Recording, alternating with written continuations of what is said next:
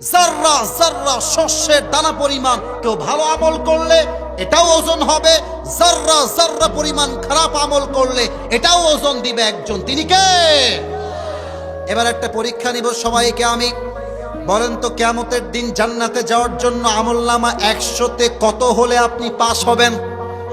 51। একজন বান্দার আমলনামাকে ওজন দেওয়া হবে। এদিকে দেখেন, ওজন দেওয়া হয়েছে তো দেখছে যে এটাও 50, এটাও 50, এটাও 50, এটাও 50। জান্নাতে যাওয়ার জন্য আমল লাগে আর কয়টা?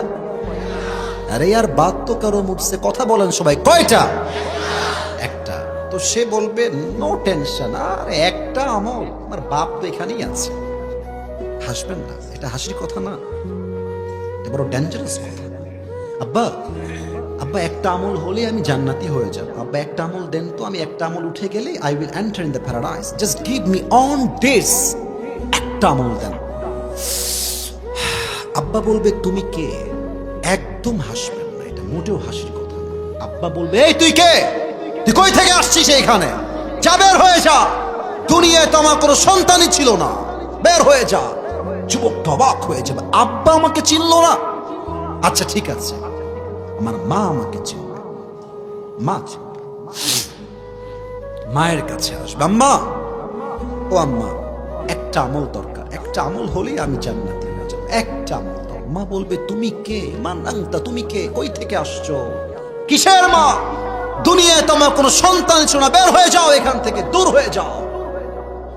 চোখটা চোখ দিয়ে গল গল করে পানি বের হয়ে যাবে। বউ দিবে না, ভাই দিবে না, সন্তান কেউ দিবে না।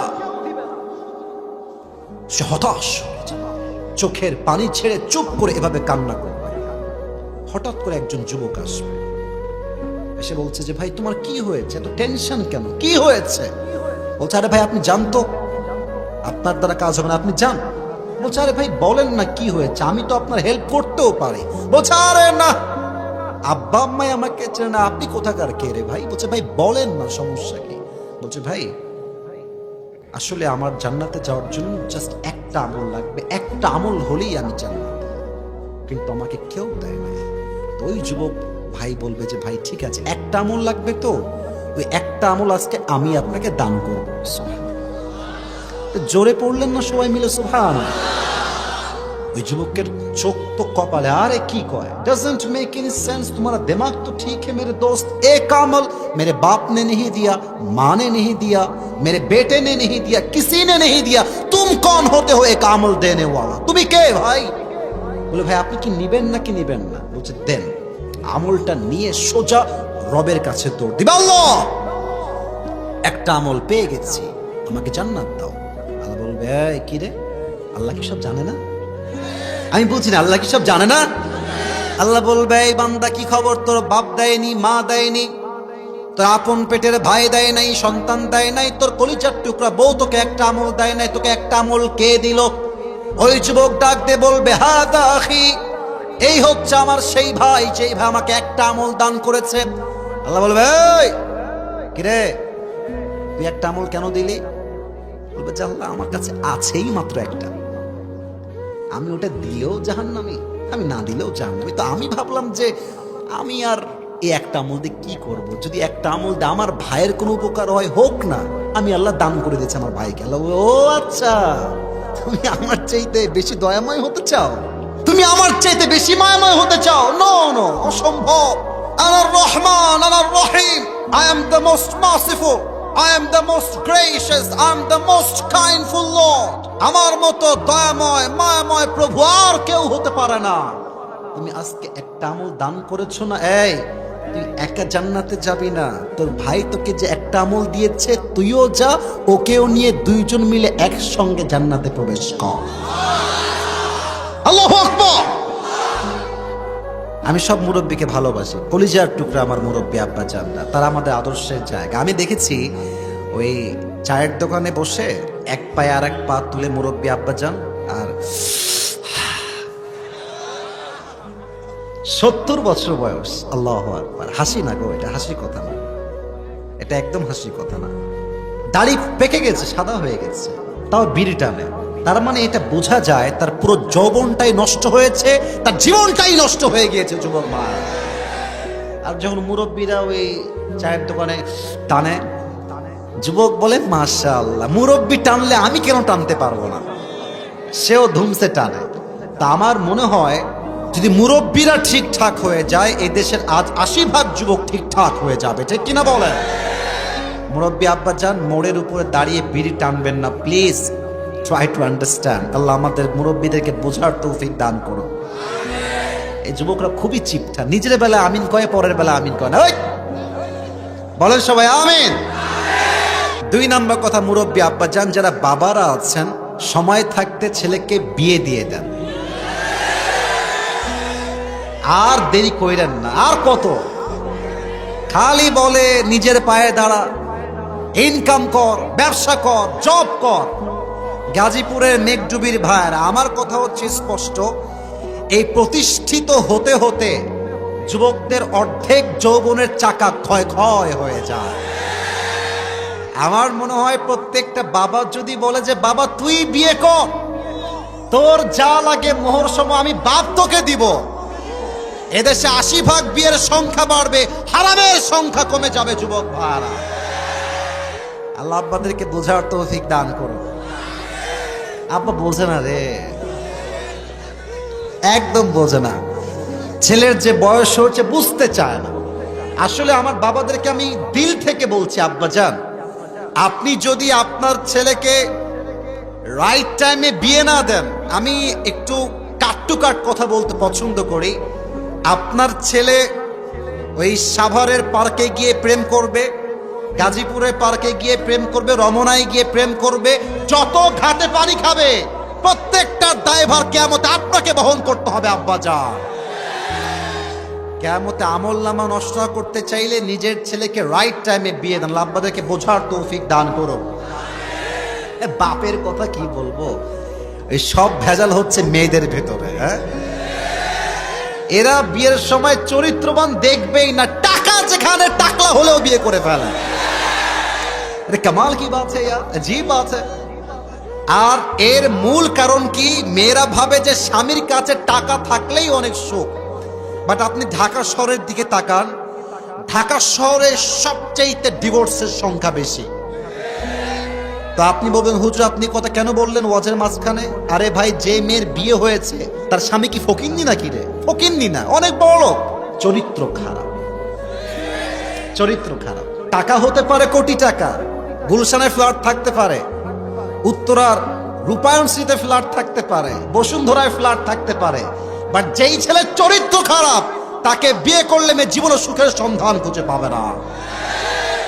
আল্লাহ মেয়েদেরকে বোঝার তৌফিক দান করুন, সকলে প্রণামে।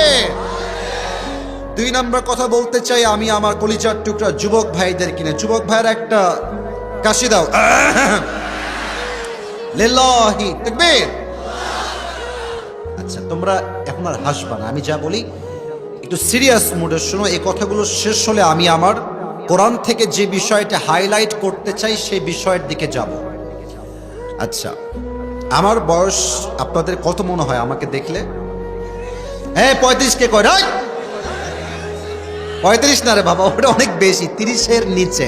না না না না, আমি আরে বাবা থামে না, আমি বলে 30-এর নিচে 25-এর উপরে, আমি এক্সাক্ট বয়স বলবো না। আচ্ছা আমি বলি, আমাদের এই যে 25 বছর, 27 বছর বা 28 বছর বয়স, এখানে যারা আছেন, কেউ 18, কেউ 19, কেউ 20, কেউ 21, কেউ 22, মাথায় রাখবা এই বয়সটা কিন্তু আবেগের বয়স। এই জীবনে যে তার যৌবনকে ঠিক রাখবে, চরিত্রকে ঠিক রাখবে, ক্যারিয়ার ঠিক রাখবে, তার ভবিষ্যৎটা উজ্জ্বল হয়ে যাবে। আর এখন যারা প্রেম খেয়ে, ছ্যাঁকা খেয়ে বেকা হয়ে যাবা, তাদের ভবিষ্যৎটা অন্ধকার হয়ে যাবে, ঠিক কিনা বলো? আর তোমরা যারা বাপের কাছে এখনো হাত পাতো, তোমাদের লজ্জা হওয়া দরকার। বয়স 22-23, বাপের কাছে কেন হাত পাততে যাবা? তুমি এমন ইনকাম শিখবা, তুমি তোমার বাপকে নিজেই টাকা দিবা। যুবক ভাই, ঠিক কিনা বলো? ফোকাস অন ইয়োর ক্যারিয়ার, নিজের ক্যারিয়ারে ফোকাস করো, 1 নম্বর কথা। 2, এটা বড় দামি কথা, বুঝে শুনে শুনবেন। আপনাদের গাজীপুর এটার যে বিভাগটার নাম কি? এটা তো জেলা, বিভাগের নাম কি? ঢাকা। ঢাকা হচ্ছে আমাদের বাংলাদেশের রাজধানী। দেখেন প্রিয় ভাই, গাজীপুর একটা বাণিজ্যিক এরিয়া, ব্যবসার জন্য পারফেক্ট প্লেস। গাজীপুরে সবচেয়ে গার্মেন্টস বেশি, কাজের লোক বেশি, ব্যবসা বেশি। আমাদের একজন নেতা ছিলেন, আমরা বলতাম যে কাউয়া কাদের। নাম শুনছেন না আপনারা সবাই? সে কোথায়? বিদেশে। আহা, তারা কেমনে কথা বলতো। আমার মনে হয় যে এই দেশকে নেতৃত্ব দেওয়ার যোগ্যতা একমাত্র ইসলামী দলরা রাখে। যুবক ভাইরা আমার, এদের যোগ্যতা নাই। এরা ওই যে মেট্রো রেল যখন ভেঙে গেল, আমাদের মাননীয় প্রধানমন্ত্রী কনফার্ম জান্নাতি, কি নাম, শেখ হাসিনা, আচ্ছা, উনি বললেন যে মেট্রো রেল ঠিক করতে 300 কোটি টাকা লাগবে। আর বাঙালিও বোকা, বলছে 300 কোটি টাকার লস না, ছাত্ররা কাজটা মোটেও ঠিক করে নাই। আমরা এখন দেখলাম 300 কোটি আর ইয়ে তো বহুত দূর কি বাত, 20 কোটিতেই ঠিক হয়ে গেছে। জাস্ট ট্রাই টু ইমাজিন, একটু ভাবেন যে এই রকম কত হাজার হাজার কোটি টাকা দেশের মাটির থেকে বিদেশের মাটিতে পাচার হয়ে গিয়েছে। যুবক ভাই, আমার এখনো মনে আছে শেখ হাসিনার পতনের আগে চরমোনায়ের পীর সাহেব উনি মাইক নিয়ে বলেছিলেন সাংবাদিকদের সামনে যে এর উপরে গজব পড়বে, অচিরে আমরা অপেক্ষায় আছি। এটাই বাস্তবে রূপ নিয়েছে। কত জুলুম করবেন আপনি? কত মায়ের বুক খালি করেছেন, কত সন্তানকে এতিম করেছেন, কত মেয়েকে বিধবা বানিয়ে দিয়েছেন। যুবক ভাইরা আমার, তো তোমাদেরকে যেটা বলবো সেটা হচ্ছে খুব ভালো করে বোঝো। তোমার যদি মনে হয় যে তোমার এই দেশে ক্যারিয়ার ভালো করে গড়বে না, তুমি আমেরিকা যাও, অস্ট্রেলিয়া যাও, জাপান যাও, ইটালি যাও, দুবাই যাও, নট এ বিগ ডিল। আর যদি মনে হয় যে আমি আমার দেশের জন্য কাজ করব, যেখানে তোমার সবচেয়ে কাজের পারফেক্ট প্লেস হয়, সেখানে যাও। কেন বললাম? জীবনে ভালো কিছু করতে হলে হিজরত করতে হয়, সফর করতে হয়। জাস্ট গ্রামে পড়ে থাকলে কিন্তু দাম বেড়ে যায় না, ঠিক কিনা বলেন? আচ্ছা, মনে করেন পানির বোতল আছে না ভাই, দেন তো এটা। এই যে এটা কিসের বোতল? আমি কিন্তু শেষের দিকে কথা, ভূমিকার একটু পরে ওয়াজ শুরু হবে। এটার নাম কি? পানির বোতল একটা। আচ্ছা দেখেন তো,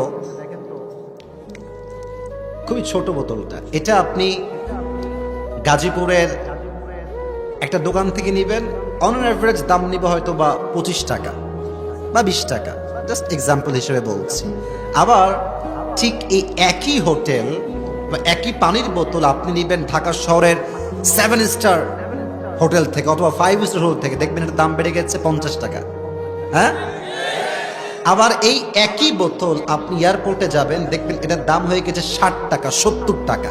কিন্তু পানিও এক, বোতলও এক, জাস্ট জায়গা পরিবর্তন হওয়ার জন্য দাম বেড়ে গেছে, দাম কমে গেছে।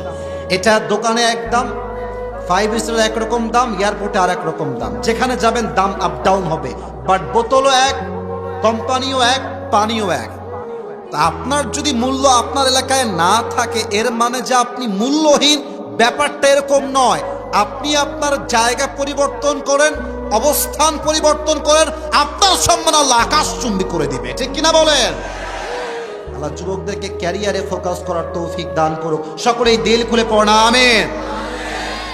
আর আমি আমার জীবনের একটা শেষ অভিজ্ঞতা বলবো এখন, বলে আমি আমার ওয়াজের দিকে ফিরে যাব। শেষ অভিজ্ঞতা বলছি, আমাকে মাফ করবেন, এই কথাটা বলতে আমার 2 মিনিট সময় লাগবে, শুনবেন? এটা আমার ভূমিকার শেষ কথা, শুনবেন আপনারা সবাই? তাকবীর দেন, লিল্লাহি তাকবীর। আমার মুরব্বী আব্বাজানরা আমার কথায় আপনারা একমত হবেন, কারণ আপনাদের বয়স অনেক বেশি, আপনারা আরো ভালো বুঝবেন আমার চাইতে। জীবনে আপনি যত ভেবেই সিদ্ধান্ত নেন না কেন, যত চিন্তা করেই সিদ্ধান্ত নেন না কেন, আপনি একদিন গিয়ে বুঝবেন হয়তো বা আমার সিদ্ধান্ত নেওয়াটা ভুল হয়েছিল। একটা সময় গিয়ে এটা ফিল হবে। হতে পারে এটা আপনার বিয়ের ক্ষেত্রে, বইয়ের ক্ষেত্রে, ব্যবসার ক্ষেত্রে, চাকরির ক্ষেত্রে। আপনার একটা সময় গিয়ে মনে হবে যে ইস, হয়তো সিদ্ধান্তটা আমার ভুল ছিল। এর মানে এটা নয় যে আপনি ভিন্ন সিদ্ধান্ত নিলে আফসোস করতেন না। It is not like that. যদি আপনি এর জায়গায় বি করতেন, তাও আপনি আফসোস করতেন। এর কারণ কি জানেন? মানুষের স্বভাব কিংবা চরিত্র হচ্ছে এরকম, মানুষ যা আছে, আই রিপিট এগেন, আমি আবার বলছি, মানুষের যা আছে মানুষ তা দেখতে চায় না। কি তার কাছে নাই এটা নিয়ে সে অলওয়েজ ভাবতে থাকে, ঠিক কিনা বলেন? যা আছে, you have to be grateful for that. لئن شكرتم لأزيدنكم ولئن كفرتم إن عذابي لشديد. If you are grateful, I will increase your ni'mah, mercy, blessing and bounties, whatever you have in this worldly life. আল্লাহ তাআলা বলছেন, যে বান্দা শুকরগুজার হবে তার যা আছে আমি আল্লাহ তার চাইতে 1000 গুণ বেশি বাড়ায় দান করব। সুবহানাল্লাহ। আপনার একটা সময় গিয়ে আফসোস হবে যে আমি সিদ্ধান্ত কেন নিলাম। তো অনেকে আফসোস করছেন যে কেন সায়েন্স নেই নাই, কেন আর্ট নিলাম, কেন ব্যবসা আগে শুরু করলাম না, কেন আমি এই মেয়েকে বিয়ে করলাম, কেন আমি এই বউকে সিলেক্ট করলাম আমার বউ হিসেবে, আমি তো ভুল করেছি। এই সব পরিস্থিতিতে একটা কথা মাথায় রাখবেন, ব্রেইন হ্যাজ টু বি কুল, একদম ঠান্ডা রাখবেন, অস্থির হবেন না। অস্থির হলেই আপনি জীবন যুদ্ধে হেরে যাবেন। ওয়ামাই ইয়াতাওয়াক্কাল আলাল্লাহি ফাহুয়া হাসবু, যেই বান্দা তার জীবনের সমস্ত কষ্টে, দুঃখে, হতাশায় আল্লাহর উপরে ভরসা করে, আল্লাহ বলছে আমি আল্লাহ তার জন্য একাই যথেষ্ট হয়ে যায়। সুবহানাল্লাহ। সেদিন আমি একজন বড় ব্যক্তিত্ব পাকিস্তানের, তার একটা বক্তব্য শুনছিলাম, নাম হচ্ছে ইমরান খান। নাম শুনছেন না? আর ইমরান খান নাম তো সবাই শুনেছি আমরা। আগে ছিলেন ক্রিকেটার, পরে হয়েছেন প্রাইম মিনিস্টার। আপনি বোঝেন তার শক্তি কত বেশি, তার স্বপ্ন কত বড়। উনি একটা কথা বলেন যে अगर जिंदगी को समझना चाहते हो तो पीछे देखो, अगर जिंदगी को समझना चाहते हो तो पीछे देखो, और अगर जिंदगी को जीना चाहते हो तो आगे देखो। কত সুন্দর কথা। যে জীবন বুঝতে চান অতীত দেখেন যে অতীত আপনি কি ভুল করে আসছেন, আর যদি আপনি জীবনটাকে এনজয় করতে চান পেছনের দিকে নয় সামনের দিকে এগিয়ে যাওয়া লাগবে, ঠিক কিনা বলেন? আর একটা ছোট্ট কথা বলেই শেষ করছি, ইমরান খান থেকে নেওয়ার কথা এটা। উনি বলেন, कामयाब वो नहीं होता जो बहुत बड़ा एजुकेटेड पर्सन है, कामयाब वो नहीं होता जिसके पास बहुत सारा पैसा है, कामयाब वो नहीं होता जिसके पास बहुत बड़ा घर है, कामयाब वो इंसान होता है जिसके अंदर बहुत बड़ा सोच और बहुत बड़ा ख्वाब होता है। উনি বলেন যে যার কাছে টাকা অনেক বেশি, মেধা অনেক ভালো, বাড়ি অনেক বড়, সে সফল নয়। যার চিন্তা বড়, যার স্বপ্ন বড়, সেই তো আসলে বড় মানুষ, সে কিনা বলে? অতএব সফলতার মানদণ্ড এটা নয় যে তুমি তোমার ভালো সময়কে কেমনে পার করছো। সফলতার মানদণ্ড হচ্ছে তুমি তোমার খারাপ সময়কে কেমনে হ্যান্ডেল করছো। যে তার খারাপ অবস্থা আল্লাহর উপরে ভরসা করে, তার সফলতা রুখে দেওয়ার সাধ্য কারো নয়, ঠিক কিনা বলেন? আল্লাহ বোঝার তৌফিক দান করুন, সকলে পড়া আমিন। আজ এই গাজীপুরের মেঘডুবির জমিনে আমরা কোরআন থেকে হাদিস থেকে যে বিষয়ে ওয়াজ শুনবো, the topic is life of hair after, পরকালের জীবন। এখন তো আমরা দুনিয়ার জীবনে আছি, বাট আলোচনার মূল বিষয়বস্তু কি দুনিয়ার জীবন না পরকালের জীবন? পরকালের জীবন। আমি কিছু ইমানি প্রশ্ন করছি, উত্তর দিবেন সবাই মিলে। পরকালের জীবন যে আছে, যেতে যে একদিন হবেই, লাশ আমি যে একদিন হবই হব, এ বিশ্বাস আমাদের সবার আছে না নাই? আমি যেই মাটিতে বসে আছি, কালকে যেই মাটিতে আমার কবর হতে পারে, এ বিশ্বাস আমাদের সবার আছে না নাই? নাম্বার 1 প্রশ্ন। দ্বিতীয় প্রশ্ন, বুঝে শুনে উত্তর করবেন, না জানলে বলবেন না। আপনার চিন্তায় আপনি কি ভাবেন? From your perspective, from your personal point of view, what do you think about it? দুনিয়ার জীবনটা কি বেশি উত্তম না আখিরাতের জীবন বেশি উত্তম? আবার বলেন, দুনিয়ার জীবন না আখিরাতের জীবন? ওয়ালাল আখিরাতু খায়রুল লাকা মিনাল উলা, the life of hereafter is much more better than this worldly life. আল্লাহ তাআলা বলছেন, এই দুনিয়ার জীবনটাকে আমি আল্লাহ তাআলা আখিরাতের জীবনের চাইতে হাজার গুণ অনুত্তম বানিয়েছি, এবং আখিরাতের জীবনকে দুনিয়ার জীবনের চাইতে হাজার গুণ বেশি উত্তম করে বানিয়েছি। সুবহানাল্লাহ। তৃতীয় প্রশ্ন বুঝে উত্তর দিবেন, দুনিয়ার জীবন কি বেশি লম্বা না আখিরাতের জীবন বেশি লম্বা? আচ্ছা, মাশাআল্লাহ। আমার আব্বাজান, আপনি এখানে আছেন, আপনাদের বয়স তো 50-60 হবে। এখানে 70 বয়সের মুরব্বী আব্বাজান, ওদিকে 80 বছরের অনেকে আছেন, 70 অ্যাটলিস্ট হবে। একটা আয়াত বলছি, আয়াতের অর্থ বোঝেন। কত লম্বা, how much long time it is, কতটা লম্বা হবে পরকালের জীবন। আল্লাহ তাআলা বলছেন, কান্নাহুম ইয়াওমা ইয়ারাউনাহা লাম ইয়ালবাসু ইল্লা আশিয়াতান আও দুহাহা। যখন কোন মুমিন বান্দা, মুসলমান বান্দা পরকালের জীবনকে ফেস করা শুরু করবে, পরকালের জীবন শুরু হয়ে যাবে, তার কাছে পরকালের জীবন এত লম্বা মনে হবে, সে বলবে, আল্লাহ, আমার 70 বছরের জীবন আজ আমার কাছে জাস্ট একটা সকাল কিংবা একটা সন্ধ্যা মনে হচ্ছে। আল্লাহু আকবার। 80 বছরের জীবন একটা সকাল কিংবা সন্ধ্যা মনে হবে। How much long time it is, could you imagine that? কতটা লম্বা সময় হবে আখিরাতের জীবন। এখন সবাই আপনারা 5 সেকেন্ডের জন্য চোখটাকে বন্ধ করবেন, আমিও করব, সবাই মিলে। কেন করবেন আমি বলে দিচ্ছি, কারণ আমি এখন যে ওয়াজটা করব আপনাকে, আমি একটা জগতে আপনাকে নিয়ে যেতে চাই। I would like to take everyone in the world of আখিরা। আখিরাতের জীবনে আপনাদেরকে সবাইকে নিয়ে যেতে চাই আয়াতের মাধ্যমে, হাদিসের মাধ্যমে।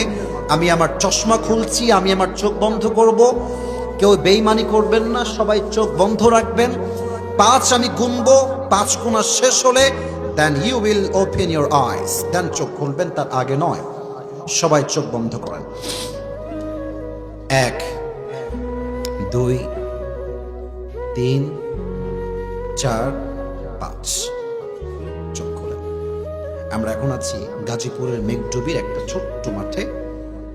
যুবক, মুরব্বী, মা বোন অনেকেই আমার সাথে আছেন, আমার কথা শুনছেন। আজ রাত বাজে 11টা বেজে পার। কাল যখন সকাল হবে, যে স্কুলে পড়ে সে স্কুলে যাবে, যে কলেজে পড়ে সে কলেজে যাবে, যে একজন ব্যবসায়ী, he will go to his own work place, সে তার ব্যবসার জায়গায় ফিরে যাবে, যে চাকরিজীবী সে চাকরির জায়গায় ফিরে যাবে। গাজীপুরের একটা চৌরাস্তা আছে এবং চৌরাস্তা পার হলে বিশাল বিশ্ব রোড আছে না নাই? আচ্ছা বলেন তো, বাইপাস রোড, একটা কথাও ডামবাম করে শুনবেন না, একদম দিলের কান খাড়া করেন। বাইপাস রোড, যেখানে হানিফ বাস যায়, দেশ ট্রাভেলস যায়, গ্রামীণ যায়, ন্যাশনাল যায়, এই যে বাইপাস রোডগুলো, গাজীপুরের ভাইরা বুঝে বলবেন, বাইপাস রোডের যে গাড়িগুলো চলাচল করে, এর স্পিড কি কম হয় না অনেক বেশি হয়? অনেক বেশি হয়। 100, 110, 120 পর্যন্ত মাঝে মাঝে ড্রাইভাররা বাসের পাওয়ার উঠায় ফেলে, একদম 120 পর্যন্ত ঠেকায় ফেলে। তো আপনি যাচ্ছেন কালকে সকালবেলা ঢাকার দিকে, ঢাকায় কিছু কাজ আছে আপনার, তো আপনি গাজীপুর চৌরাস্তায় উঠে গেছেন, উঠে বাইক নিয়ে অথবা সিএনজিতে চড়ে অথবা কারে চড়ে যাচ্ছেন, you are going to Dhaka, the destination is Dhaka, যাবেন ঢাকায়। জাস্ট রোড দিয়ে যাচ্ছেন সামনের দিকে, হঠাৎ করে পেছন থেকে বিশাল বড় একটা ট্রাক অথবা বাস আপনার বাইকে গাজীপুরে এমন জোরে একটা ধাক্কা দিয়েছে, আপনি এক ধাক্কায় 30 হাত দূরে গিয়ে পড়েছেন। আর আপনার এই কপালটা গাছের যে ডাল থাকে অথবা রাস্তার যে পিচ থাকে, কপালটা ঠাস করে গিয়ে পিচে লেগেছে, এমন জোরে আঘাত লেগেছে, কপালটা ফেটে ফিলকি দিয়ে গল গল করে রক্ত বের হচ্ছে। গাজীপুরের চৌরাস্তায় তো প্রায় সময় মানুষ বাসের নিচে চাপা পড়ে মারা যায়। এটা বড় মারাত্মক ডেঞ্জারাস জায়গা, গাজীপুরের এই চৌরাস্তার যে রাস্তাটা আছে, এমন ভাবে রক্ত বের হচ্ছে, গাজীপুরের সব লোক বলছে, এই ভাই সবাই আসো, বিশাল বড় একটা অ্যাক্সিডেন্ট হয়ে গেছে, সবাই আসো, and let's take him to the hospital, সবাই থেকে হসপিটাল নিয়ে চলো। আপনাকে সবাই মিলে ধরে কোনো মতে অ্যাম্বুলেন্স নিয়ে পাঠিয়ে দিয়েছে ঢাকার মেডিকেল কলেজে। You don't have any sense, আপনার কোনো সেন্স নাই, চোখ বন্ধ, and you don't have strength to talk with anybody, কথা যে বলবেন সেই শক্তিটুকু আপনার নাই। 24 ঘন্টা you are totally and completely senseless, কোনো জ্ঞান নাই আপনার। 24 ঘন্টা পর আপনি জ্ঞানে ফিরে আসছেন, চোখটা হালকা করে খুলেছেন, আমি কোথায় আসলাম, কোথায় ছিলাম, কিচ্ছু দেখা যায় না, আবজা আবজা মনে হয়। হঠাৎ করে দেখছেন যেই ঘরে আপনি শুয়ে আছেন এই ঘরে চতুর্পাশের রং হচ্ছে সাদা, বিছানার চাদর হচ্ছে সাদা, বালিশের কভার হচ্ছে সাদা, আর সামনে বিশাল বড় একটা গ্লাস রাখা আছে, ওখানে লেখা আছে রুমটার নাম হচ্ছে ICU। ICU এটা কোন রুম জানেন? যেই রুমে মানুষকে লাস্ট স্টেজে নেওয়া হয়। আপনারা আশা করছি বুঝছেন আমার কথা। মানুষজন আর বাঁচবেই না, লাস্ট ট্রাই, জীবনের শেষ মুহূর্ত, তখন থেকে সেই রুমে নেওয়া হয় লাস্ট ট্রাই করার জন্য। আপনার টনক নড়ে গেছে, আয় হায় আমি তো গাজীপুরে ছিলাম, আমি আইসিইউতে আসলাম কেমন করে? বুঝে ফেলবেন হায়াতের সময় বুঝি ফুরিয়ে গেছে, আমার হায়াত বুঝি শেষ হয়ে গেছে।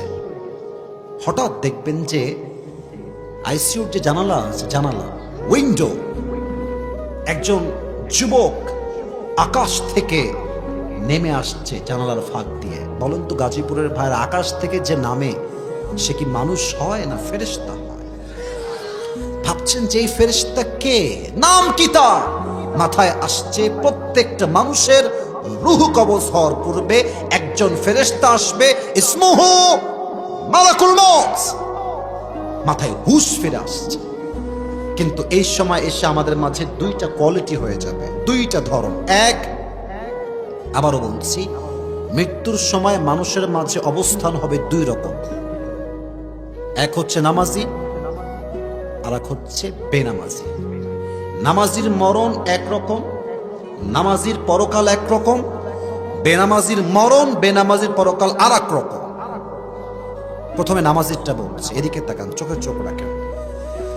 নামাজি বান্দার সামনে যখন মালাকুল মউত আসবে, তার দেহের জামা হবে সাদা কালার, তার চেহারায় চাপদাড়ি থাকবে, লম্বা চাপদাড়ি, আর তার চেহারা হবে ধবধবে সাদা।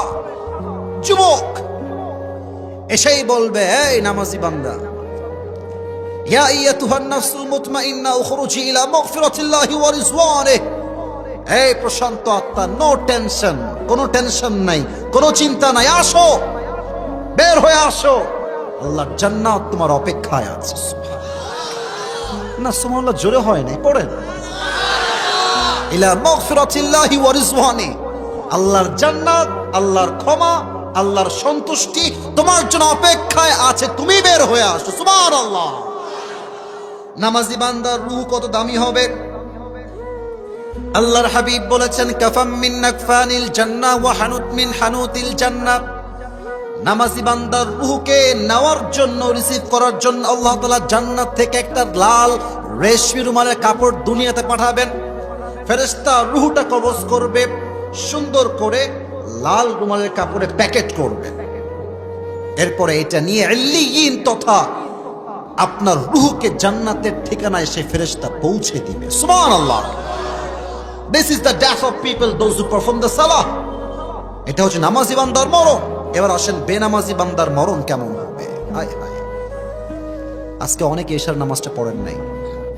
আর একটা কথা বলবো, রাগ করবেন না, এখান থেকে ওয়াজ শুনে অনেকেই বাসায় যাবে, ফজরের নামাজটাও পড়বে না। রাগ করবেন না, এরকম লোক এখানেই আছে। এবার এখানে এরকম লোক অনেকেই আছে যারা প্রতি সপ্তাহে জাস্ট জুমার দিন আসে, বাদ বাকি দিনে দেখে হারিকেন দিয়েও খুঁজে পাওয়া যায় না। বেনামাজি বান্দার সামনে যখন মালাকুল মউত আসবে, আমার আব্বা জান, যুবক ভাইরা আমার চোখে চোখ রাখো, তার দেহের পোশাক হবে ব্ল্যাক, কালো, তার দেহের চামড়া বা স্কিন হবে ব্লু, নীল চেহারা, তার এক পা থাকবে জমিনে, আর হেড তথা মাথা থাকবে আকাশ বরাবর। বিশাল লম্বা একটা দেহ, এক বিশাল লম্বা ভয়ঙ্কর মানুষ, তার চেহারা কুৎসিত হবে, নীল। এই ভয়ঙ্কর চেহারা দেখে বেনামাজি যে মুরব্বী ছিল, বেনামাজি যেই মা ছিল, বেনামাজি যে যুবকটা ছিল, এইদিকে তাকান, এই চোখটা আমি নিজে দেখেছি মেডিকেলে, অনেকের চোখ এরকম মরার সময় লম্বা হয়ে যায়, এরকম ভাবে তাকায়, কেমন যেন ভয়ঙ্কর। আমার আব্বা যখন মেডিকেলে ভর্তি ছিল, আমার আব্বা একজন হার্টের পেশেন্ট, প্রায় 3 টাইমস তার হার্ট অ্যাটাক হয়েছে, প্রায় 3 বারের মতো। প্রথমবার যখন হার্ট অ্যাটাক হলো, আমি মেডিকেলে গেলাম। আমি তখন খুব ছোট ছিলাম, টাকা পয়সা কামাই করা শিখি নাই, খুবই ছোট। হাফেজ হয়েছি, কিতাবখানায় ভর্তি হয়েছি, মেবি আমি মিজানে পড়ি, অনেক অল্প বয়সের কথা বলছি। তো আমি যখন আব্বুর কাছে গেলাম, দেখলাম বাবা শুয়ে আছে, বাবার পাশে একজন মুরব্বী আছে।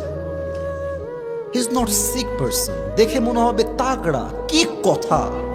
ওর মেয়েরা কান্না করছে, বাবার পাশে বসে কান্না করছে যে আব্বা মাফ করে দিও, আব্বা তোমার কিছু হবে না, আব্বা তুমি আমাকে মাফ করে দাও, আব্বা এভাবে বলছে। ওর আব্বা বলছে চুপ, আমার কিছু হয়নি, ধর আমি ঠিক আছি, আমার কিছু হয় নাই। মৃত্যুর সময় ওর চোখগুলো এরকম বড় বড় হয়ে গেছে, চিৎকার দিয়েছে একটা। যখন বেনামাজির সামনে মালাকুল মউত আসে, তার চেহারা রং পরিবর্তন হয়ে যায়, নীল হয়ে যায়, কখনো লাল হয়ে যায়, চোখগুলো উপরের দিকে উঠে যায়, তার দেহের প্রত্যেকটা অঙ্গ প্রত্যঙ্গ থরথর থরথর থরথর করে কাঁপে। বেনামাজি বান্দা মালাকুল মউতকে দেখার সঙ্গে সঙ্গে তার রুহটা বের হতে চায় না। একবার ডান দিকে দৌড়ায়, একবার বাম দিকে, একবার সামনে আর একবার পেছনে, পালাপালি করে, ছোটাছুটি করে, ডানে বামে সামনে পেছনে। ঠিক সেই সময় মালাকুল মউত তার বাম হাতটা এমনে থাবা মারবে। I am showing that again, আমি আবার দেখাচ্ছি। মালাকুল মউত তার বাম হাতটা এমনে থাবা মারবে বেনামাজি রুহের দিকে। রুহটাকে ধরে এরকম ভাবে টেনে হিঁচড়ে বের করে নিয়ে আসবে। হাদিসে আসছে, বেনামাজির রুহ যখন এমনি টেনে বের করা হবে, একটা জীবিত ছাগলকে যাবেহ না করে তার চামড়া কেউ যদি টেনে হিঁচড়ে ছিঁড়ে ফেলে, ওই ছাগলটার যে পরিমাণ কষ্ট হয় তার চাইতে কমসে কম 70 গুণ বেশি কষ্ট দিয়ে বেনামাজির রুহকে কবজ করা হবে। সকলেই বলেন নাউজুবিল্লাহ। আমার তো নিজেরই দেহ কাঁপতেছে। আমি নামাজ পড়ি আলহামদুলিল্লাহ, আমি ছোট্টবেলার থেকেই নামাজ পড়ি, তবুও বেনামাজির কথাগুলো শুনলে, হাদিসগুলো শুনলে আমার দেহে একটা কম্পন তৈরি হয়ে যায়। এই হাদিসগুলো শুনেও যদি কেউ নামাজ না পড়তে চায়, বুঝতে হবে ওর ঈমান দূর হয়ে গিয়েছে। যুবক ভাইরা, রুহ বের করা হবে, ব্যাস শুরু হয়ে গেল কবরের জীবন। একটা প্রশ্ন করতে চাই, কবরে প্রশ্ন হবে মোট কয়টা বলেন তো? 4টা। মাশাআল্লাহ, বাচ্চা মানুষ বলে ফেলেছে।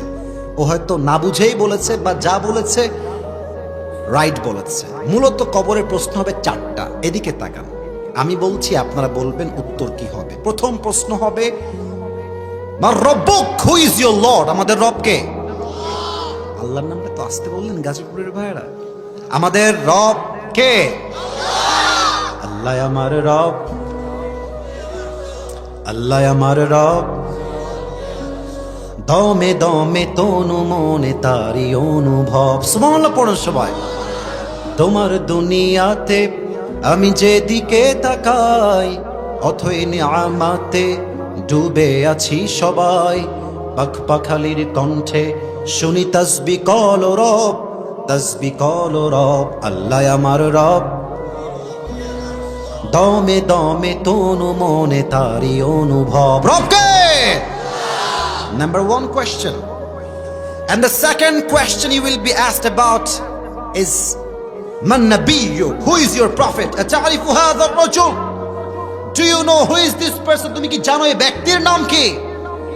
যাদের জীবনে সুন্নাহ ছিল, সে বলবে হাযা নাবিয়ুনা মুহাম্মাদুর রাসূলুল্লাহ সাল্লাল্লাহু আলাইহি ওয়াসাল্লাম। তবে সবাই কিন্তু জবাব দিতে পারবে না, সবাই পারবে না।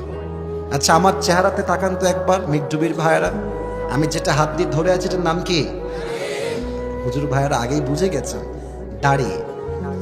হুজুর ভাইয়েরা চুপ থাকবেন, যুবকরা তোমরা বলো যারা জেনারেল ব্যাকগ্রাউন্ড থেকে আসছো, আমাকে দাড়ি রেখে কি আনস্মার্ট লাগতেছে? এত আসতে বললে কেন তোমরা? আমাকে আনস্মার্ট লাগতেছে? আমাকে এই চাপ দাড়ি রেখে খ্যাত লাগতেছে? আনকোয়ালিফাইড লাগতেছে? আমি তো বিশ্বাস করি যে দাড়ি রাখে সে কাপুরুষের সন্তান নয়, সে বীর পুরুষের সন্তান। আর যেই মেয়ে বলবে যে দাড়ি রেখে পছন্দ হচ্ছে না, বলবো তুই তো নিজেই আমার বউ হওয়ার যোগ্যতা রাখিস না। দাড়ি রেখে যেই মেয়ে আমাকে পছন্দ করবে সেই তো আমার বউ হওয়ার যোগ্যতা রাখে যুবক ভাই। এবার বলেন তো সবাই, আমার প্রিয় নবীর মুখে দাড়ি ছিল কি ছিল না? নবীর চেহারার মতো সুন্দর চেহারা আর দ্বিতীয় কারো কি হতে পারে? যাদের চেয়ে সুন্দর তুমি নবী আমার কমলিওয়ালা, দো জাহানের বাদশাহ তুমি প্যারা নবী সাল্লে আলা, দো জাহানের বাদশাহ তুমি প্যারা নবী সাল্লে আলা, যাদের চেয়ে সুন্দর তুমি নবী আমার কমলিওয়ালা। সুবহানাল্লাহ পড়ে। যাদের মতো চেহারা তার সুন্দর ছিল, তার মুখেও দাড়ি ছিল। অতএব বুঝতে হবে, যেই মেয়েদের দাড়ি নিয়ে সমস্যা, ওর চরিত্রের সমস্যা, ওর রুচিতে সমস্যা। যুবক ভাইরা, দাড়িওয়ালা পছন্দ হবে কেন? গাঞ্জাখোর পছন্দ হবে তো তোমাদের? হ্যাঁ, দাড়িওয়ালা দেখলে বলে না খ্যাত, বা গাঞ্জাখোর, ওয়াও। এই মেয়েদের রুচি নয়, চরিত্রের সমস্যা। যুবক ভাইরা, আল্লাহ এদেরকে হেদায়েত দান করুক। প্রণামে। 3 নাম্বার প্রশ্ন হবে, ওয়ামা দীনুক, তোমার ধর্মের নাম কি? আমাদের ধর্মের নাম কি? ইসলামকে ধর্ম হিসেবে আমরা সবাই খুশি না বেজার? সকলেই পড়েন আলহামদুলিল্লাহ। 3টা প্রশ্ন শেষ। 4 নাম্বার প্রশ্ন, ফেরেশতা বলবে মাশাআল্লাহ, 3টার উত্তর শেষ। এবার 4 নাম্বার উত্তর দাও। ওয়ামা ইলমুক, তুমি এতগুলো উত্তর শিখেছো কই থেকে, জেনেছো কই থেকে, সোর্স কি, কোন কিতাব থেকে জেনেছো? আমরা বলবো যে কিতাব থেকে আমরা জেনেছি, কিতাবটার নাম আল কোরআন। বলেন সবাই, কিতাবটার নাম কি? এই 4টা উত্তর দেওয়ার সাথে সাথেই আল্লাহ বলবেন, এই ফেরেশতা, আর কোনো ডিস্টার্ব করবি না, এক্ষুনি আমার বান্দার জন্য কবরটাকে 70 গজ প্রশস্ত করে দেয়, তার কবরের সঙ্গে জান্নাতের দরজা খুলে দে। সুবহানাল্লাহ। কবরে মোট প্রশ্ন হবে 4টা। এবার আসুন, এই যে পরকালের জীবন নিয়ে আমরা কথা বলেছিলাম শুরুতে, এই পরকালের জীবনটা হচ্ছে মোট 3 ভাগে বিভক্ত। এটা হচ্ছে আমার ওয়াজের একটা মেইন পয়েন্ট, যা টুপিটা পেতে চাও এটাকে ভালো করে বুঝে নাও। আর একটা কথা, আমি উঠেছি ঠিক 10:30টার সময়, এখন বাজে 11টা 25। আমি চাই 12টা পর্যন্ত আজকে ওয়াজ হবে। আপনারা কি রাজি আছেন? ইনশাআল্লাহ। আর হ্যাঁ, আমরা সবাই বসে আছি, 2-1 জন লোক উঠবে, ইটস ভেরি সিম্পল। কারণ সবাই তো ওয়াজ শুনতে আসে না, কিছু লোক বক্তার চেহারা দেখার জন্য মাহফিলে আসে। হ্যাঁ, তো 2-1 জন উঠে গেলে আমি বেশি কিছু বললাম না, এই জন্য যে যাদের কপাল ভালো তারা আজকের মাহফিলে দোয়া করেই বাসায় ফিরে যাবে। ঠিক কিনা বলেন? পরকালের জীবন 3টা ভাগ, বুঝে না, এটা সারা জীবন কাজে দিবে আপনার। 1, if you believe in life of hereafter, then you must have to believe in the day of resurrection. যে পরকালে বিশ্বাস করে সে পুনরুত্থান দিবসে বিশ্বাস করে। কাফেররা বলে যে এই মুহাম্মদ, আস্তাগফিরুল্লাহ, নাউযুবিল্লাহ, এমনি ডাকে, এই মুহাম্মদ, তুই যে বলিস তোর রব বলছে যে মরার পরে আবার জীবন দিবে, তোমার বাপ তো কবে মরলো, ফিরে আসে না কেন? নাউযুবিল্লাহ বলবেন না? তারা বলে যে মরে গেলে জীবন শেষ, খাও পিও মौज मस्ती करो, नो टेंशन, টু ফুর্তি, this life is the end of life, এটাই আমাদের শেষ জীবন। বাট মুমিনের বিশ্বাস, এই জীবনটা আসল জীবন নয়, পরকালের জীবনটাই হচ্ছে আসল জীবন। ঠিক কিনা? ভালো করে বুঝবেন, কাফেরদের কথা, মরে গেলে মানুষ শেষ আর বেঁচে আসবেন। আল্লাহ জবাব দিচ্ছেন। আচ্ছা বলেন তো, এই যে আপনাদের মাহফিলটা হচ্ছে, এই যে উপরে যে প্যান্ডেলটা আছে, এই যে কাপড়গুলো দেখেন তো, এখানে কি দেওয়া আছে? বাঁশ। বলেন সবাই, কি? আচ্ছা, বাঁশ যদি খুলে ফেলি এটা কি থাকবে না পড়ে যাবে? আচ্ছা বলেন, এর উপরে, বিশাল উপরে, ওইটার নাম কি? আকাশ। বলেন সবাই, নাম কি? এটাকে খুঁটিবিহীন, বাঁশবিহীন এভাবেই রেখে দিয়েছে একজন, তিনি কে? আল্লাহ বলছে, এই কাফের, আনতুম আশাদ্দু খালকান আমিস সামাউ বানাহা, তোর কি মনে হয় এই মানুষ সৃষ্টি করা কি বেশি কঠিন নাকি আকাশ সৃষ্টি করা বেশি কঠিন? আকাশ তো বিশাল লম্বা, বিশাল উঁচু। আমি যদি এই আকাশকে খুঁটিবিহীন দাঁড় করিয়ে রাখতে পারি, আমি আল্লাহ চাইলে মৃত্যুর পরে আবার জীবন দিতে পারি কি পারি না? বুঝি নাই, পারি কি পারি না? অতএব এক নাম্বার বিশ্বাস যে আল্লাহ আমাকে আবার জীবিত করবেন, এই জীবনটা আমার আসল জীবন নয়, আবার আমাকে জীবিত হওয়া লাগবে কিয়ামতের দিনে। দুই, if you believe in life of hereafter, then you must have to believe in the day of judgment, in the day of accountability, হিসাব দিবস। প্রত্যেকটা মানুষকে প্রত্যেকটা আমলের হিসাব নিবে একজন। আওয়াজ দিয়ে বলেন সবাই, তিনি কে? আপনাদের টিনের বাসা কার আছে? টিনের বাসা, টিনের বাসা আছে কারো? টিনের বাসা? ভাই আপনার টিনের বাসা আছে, ওদিকে আরো অনেকজনের আছে। আচ্ছা তোমরা দেখবা ভাইয়েরা, যুবক ভাইয়েরা, ওই ফজরের পরে টিনের বাসা দেখবা ছোট্ট ছোট ফুটা থাকে, ছোট্ট ছোট্ট ফুটা। দেখবা যখন সূর্য ওঠে দিনের বেলা, কিছু আলো ওই ফোটার থেকে ঘরে প্রবেশ করে, আর দেখবা ওই ফুটার যে আলোটা আসছে, ঠিক ওই ছোট্ট ফুটার যে আলোটা আছে, ওই ছোট্ট আলোর মাঝে কিছু ধূলি কণা দেখা যায়, যায় না? বুঝেন নাই? যায় না? আচ্ছা আপনি যদি ওই ধূলিকণাকে হাত দিয়ে ধরতে চান, ধরা যায়? ধরা যায়? আপনি যতই ধরবেন দেখবেন যে কিছুই নাই। এটা হচ্ছে যাররা, এটাই হচ্ছে যাররা। আল্লাহ তাআলা বলছেন, ফামান ইয়ামাল মিসকালা যাররাতিন খায়রান ইয়ারা ওয়া মান ইয়ামাল মিসকালা যাররাতিন শাররান ইয়ারা। If anyone has done an atom size of good, he will see it. If anyone has done atom size of bad, he will see it. যাররা যাররা শস্যের দানা পরিমাণ কেউ ভালো আমল করলে এটাও ওজন হবে, যাররা যাররা পরিমাণ খারাপ আমল করলে এটাও ওজন দিবে একজন। তিনি কে? এবার একটা পরীক্ষা নিব সবাইকে আমি। বলেন তো কিয়ামতের দিন জান্নাতে যাওয়ার জন্য আমলনামা 100তে কত হলে আপনি পাস হবেন? 51, 51। বলেন সবাই 50, 51। আচ্ছা একজন বান্দার আমলনামাকে ওজন দেওয়া হবে, এদিকে দেখেন ওজন দেওয়া হয়েছে, তো দেখছে যে এটাও 50, এটাও 50, এটাও 50, এটাও 50। জান্নাতে যাওয়ার জন্য আমল লাগে আর কয়টা? আরে यार बात तो करो मुझसे, কথা বলেন সবাই, কয়টা? একটা। তো সে বলবে নো টেনশন, আর একটা আমল, আমার বাপ তো এখানেই আছে। হাসবেন না, এটা হাসির কথা না, এটা বড় ডেঞ্জারাস কথা। আব্বা আব্বা একটা আমল হলে আমি জান্নাতি হয়ে যাব, আব্বা একটা আমল দেন তো, আমি একটা আমল উঠে গেলে I will enter in the paradise, just give me on this, একটা আমল দেন। আব্বা বলবে তুমি কে? একদম হাসবেন না, এটা মোটেও হাসির কথা না। আব্বা বলবে এই তুই কে? তুই কই থেকে আসছিস এইখানে? যা বের হয়ে যা, দুনিয়ায় তো আমার কোনো সন্তানই ছিল না, বের হয়ে যা। যুবকটা অবাক হয়ে যাবে, আব্বা আমাকে চিনলো না? আচ্ছা ঠিক আছে, আমার মা আমাকে চিনবে। মা চিনবে, মায়ের কাছে আসবে। আম্মা, ও আম্মা একটা আমল দরকার, একটা আমল হলেই আমি জান্নাতি হয়ে যাব, একটা আমল দরকার। মা বলবে তুমি কে? মান আনতা, তুমি কে? কই থেকে আসছো? কিসের মা? দুনিয়ায় তোমার কোনো সন্তান ছিল না, বের হয়ে যাও এখান থেকে, দূর হয়ে যাও।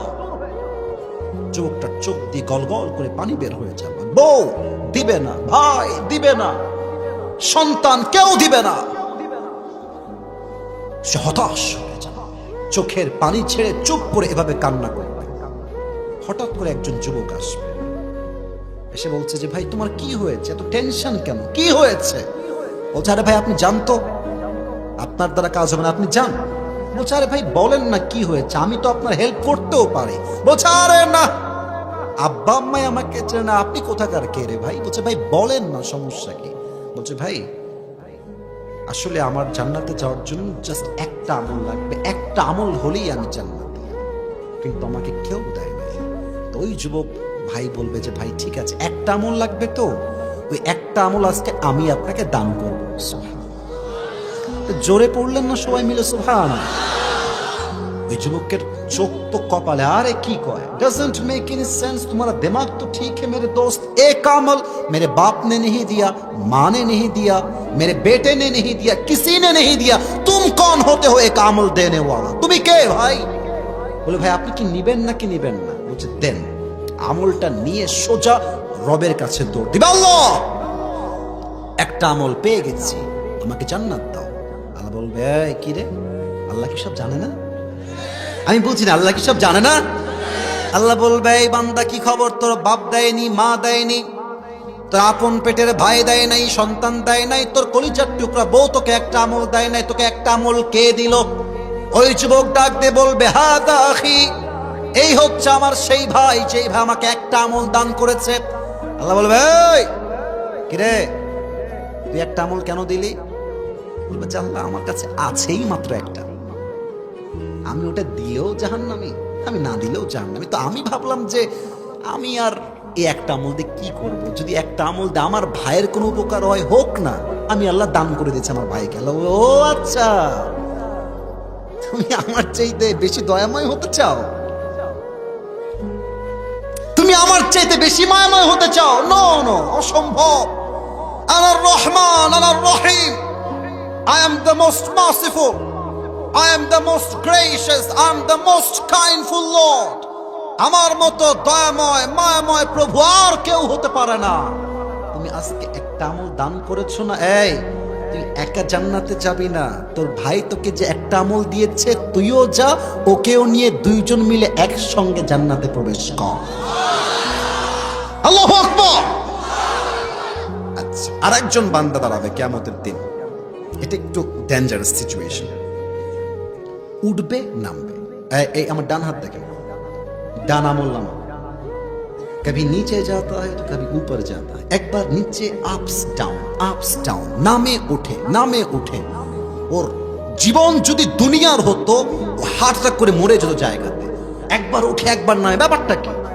হঠাৎ করে দেখবে তার আমল নামা উপরের দিকে উঠে এভাবেই থেকে গেছে, জিতে গেছে।